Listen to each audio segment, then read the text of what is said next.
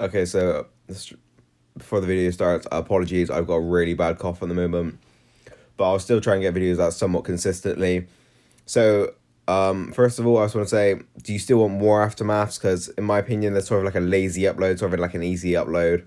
Honestly, with no war tokens in the recent war, I didn't see a point to really upload it because we had Dar and we had Affected and we had Nightmare. We didn't really get any interesting matches since they refused to match us up against Dar and Nightmare Affected as much as we should have been. So we didn't get any interesting war, so no war video. But apart from that, I'll get right into my video right now. So in this video, I'll be doing different defense teams and how you can sort of mod them. Now, I will just get out of the way right now. I will be using Mercer and Angel as an example for leaders since they hold the best capabilities, in my opinion. So Mercer can stop some people on the attacking team by stunning them first turn, which can stop them from using rushes, active skills, and whatnot. And Angel stops them from using active skills and gives a defense buff. So those two are the most ideal leaders. You can use Pete and Laupo, but it's honestly not as effective in my opinion, as it does leave a window. First team we're going to is a fast AP team. So you need two 8% weapons and you need some 20% to self weapons. So this team basically means that one person on your first defensive turn someone will go off. So you can either get Mercer to go or Priya to go. Honestly, you gotta have two 20% weapons on the blues and two 8% on the yellow. Now I left the last slot open because there's a lot of things you can do with this. So you could put an Angel in there. If you can't get anyone to go turn one, maybe you can get an exhaust going so they can use an Arav or a Doc maybe. Maybe you can put Pete in there for some tanky. Maybe you can tank a hit. Maybe you can rush or something.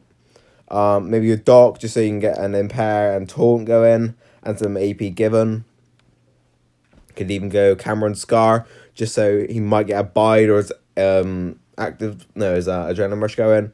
Or maybe you want to put Payback in there so they can rush the line for Arav. Or maybe you want to put a Cole in there for his turn 1 taunt. So this slot is left wide open for possibilities.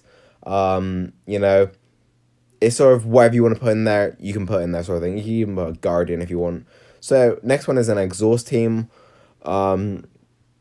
Now you can do it with any leader. It's just better if you have it with a Mercer or an Angel, as they do give a better chance of you winning sort of thing.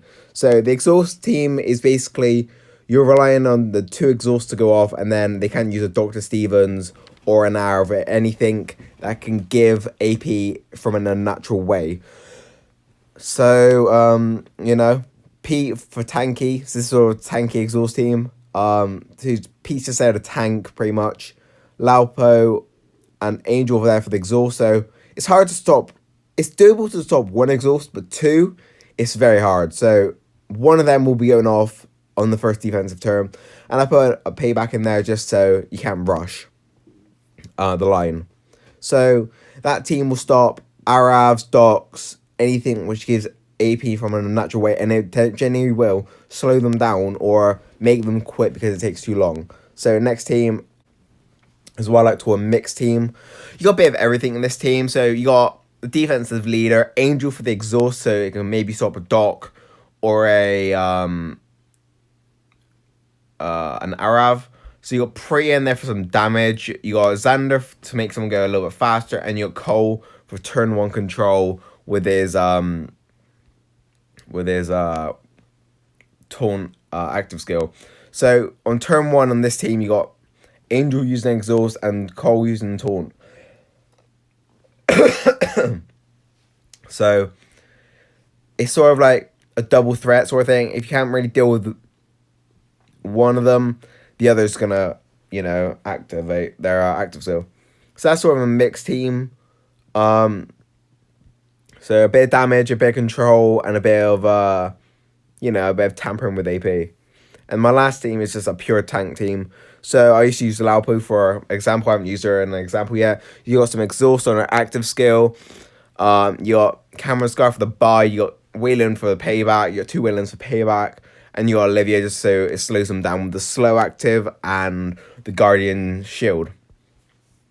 Now, I just want to get this out of the way when modding teams now. So, when modding teams, you really need stun. You need stun resist on whatever team you're running, because Mercer leads will rip through it all. So, you need stun resist on any of your characters, right? Now, depending on how risky you want to go, you might want to just leave your damage dealers with stun. But your commands cannot just be stun. Your commands need to be taunt resist as well. Now, I see loads of people just use stun resist, and it's just not enough. And the reason for that is, let's say the opposition can get a Dr. Stevens off, and that's it. It doesn't matter if your command is impaired, because you don't want them going off. You want them to use their command, obviously. So if they're taunted, they can't do their job. So stun and taunt resist is the best combo, in my opinion, current meta, to make your command go that extra bit more consistently, if you will, on the turn you want them to.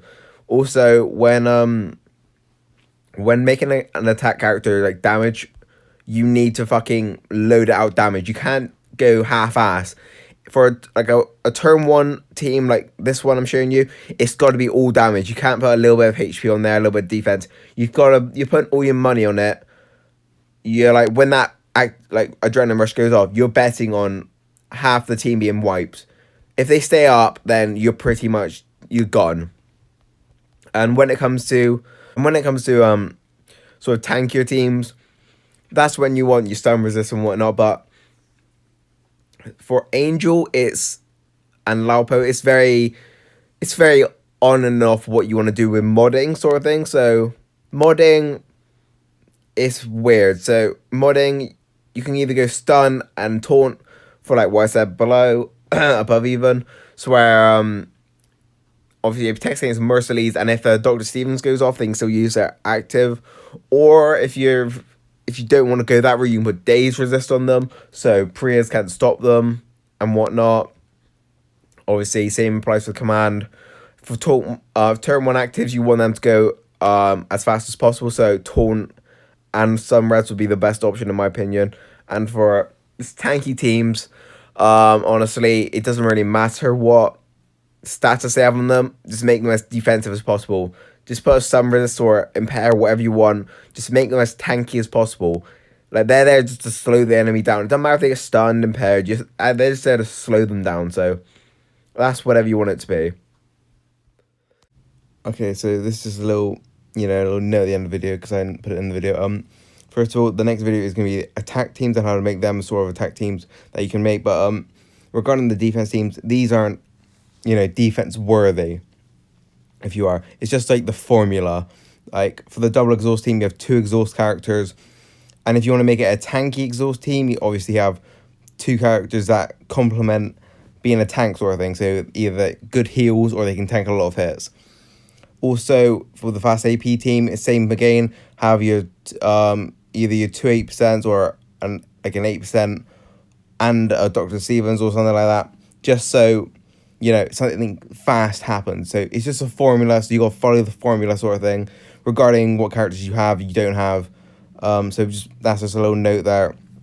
But anyway, I hope you enjoyed the video, and peace.